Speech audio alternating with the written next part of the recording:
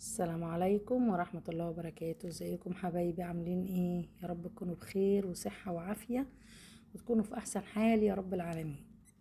سمي الله ان شاء الله كده. بسم الله الرحمن الرحيم. هنعمل مع بعض النهاردة بامية وملوخية ورز بشعرية. اكل بتاع كل بيت مصري، السهل البسيط السريع الخفيف. ان شاء الله نبدأ مع بعض. طبعا معلش انا اتأخرت في الفيديو شوية بس عشان كان الموبايل عندي فيه مشكلة قبل ما حملت الفيديو يعني ونزلته، فمعلش سامحوني على التأخير. المهم هنبدأ مع بعض. هنجيب بصلة نقطعها مكعبات وهنحطها في الحلة مع مادة دهنية ايا كانت المادة الدهنية المتوفرة عندكم. زيت على سمنة، زيت على زبدة، زبدة بس، زيت بس، سمنة بس، زي ما تحبوا. اي مادة دهنية موجودة عندكم بتستخدموها. وهنقطع فيها بصلاية مكعبات وهنشوح البصلاية وهننزل عليها بحتة تومة مفرومة لان البامية بتحب التوم. وهننزل بالتومة المفرومة مع البصلة وهنشوحهم سوا. وهنروح نازلين بالبهارات بتاعتنا وشوية بابريكا ونقلب كويس لحد الريحة ما تطلع بتاعة البهارات. ونروح حاطين القوطة بتاعتنا الطماطم، نكون غسلينها وخلطينها ومجهزينها. واول البصلة ما تصفر معانا عشان مش عايزين نقسى على البصلة، يعني يا دوب البصلة تصفر ماشي، احنا مش هنحمرها قوي. واول ما تبتدي تصفر معانا وريحة البهارات تطلع هنروح حاطين ننزل بالطماطم اللي احنا خلطينها في الخلاط ومجهزينها.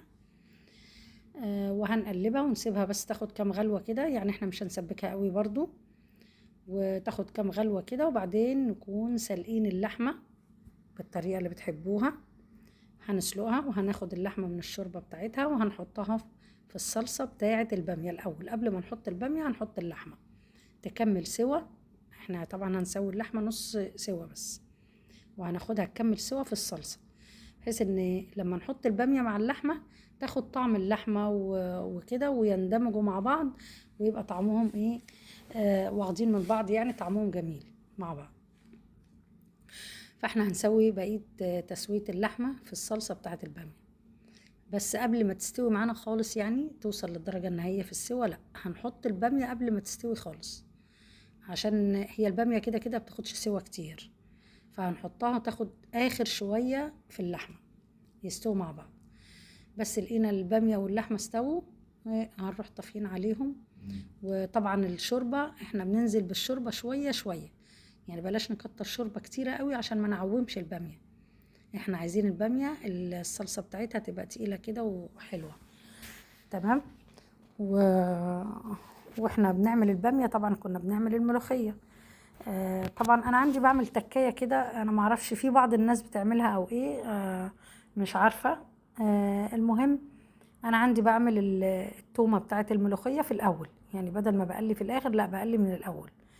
بحمر التومه في الماده الدهنيه بتاعتي في الحله، وبحط معاها الكزبره وبطش الشوربه.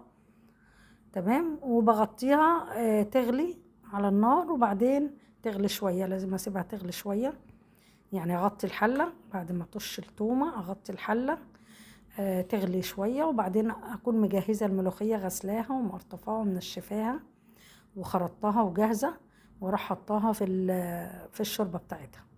خلاص تمام كده الملوخيه تتاكل زي الفل. تمام. بتبقى كده انتي قلت لها وكل حاجه تمام. انتي حابه تعملي لها تقليه تانية على الوش، في بعض الناس بتحب كده، مفيش مشكله، دي في ايدينا ودي في ايدينا، يعني هي كده تتاكل تمام زي الفل. يعني انا معظم الوقت عندي بعملها كده. في بعض الناس تقول لك انا بحبها التقليه بتاعتها على الوش، مفيش مشكله. قال لي برضو تومه بسيطه كده، انا برضو قليت تومه اهو قدامكم. بعد ما قليت لها خلاص وحطيت الملوخيه وقلبتها وكل حاجه، عملت لها برضو تقليه على جنب وحطيتها على الوش. تمام. خلصت معانا الملوخيه زي الفل. هنعمل بقى شويه رز بشعريه. طبعا هنغسل الرز كويس قوي ونصفيه، ونحط الماده الدهنيه بتاعتنا ونحمر الشعريه. تمام. نحمر الشعريه كويس، وبعدين نروح حاطين الرز، نفضل نقلب في الرز لحد الرز ما ينشف ويبقى زي الشعريه كده ناشف وبيشخلل في الحله. بعدين ننزل بالشوربه بتاعتنا لحد عقله بس من الصباع شوربه فوق الرز، ونقلبه كويس ونغطيه. اول ما يبتدي يتشرب بنهدي النار خالص عليه. لو لقيناه محتاج بعد كده شوربه ممكن نسقسق له كده شويه شوربه بسيط. مش محتاج، هو كده محتاجش معايا شوربه، كان زي الفل. والاكل كده تمام، وبالهنا والشفا يا رب على قلبكم، ويا رب يحسن ما بين ايديكم ما بين ايدينا، وان شاء الله تعملوا احسن مني 100 مره. يا رب، والفيديو يكون استفدتوا منه اي حاجه، ويكون عجبكم يا رب ان شاء الله. ودعواتكم ولايكاتكم وكومنتاتكم، وما تنسونيش في الدعوه الحلوه. واسيبكم في حفظ الله وفي رعايه الله يا رب، وان شاء الله فيديو جديد باذن الله. واسيبكم في حفظ الله. والسلام عليكم ورحمه الله وبركاته.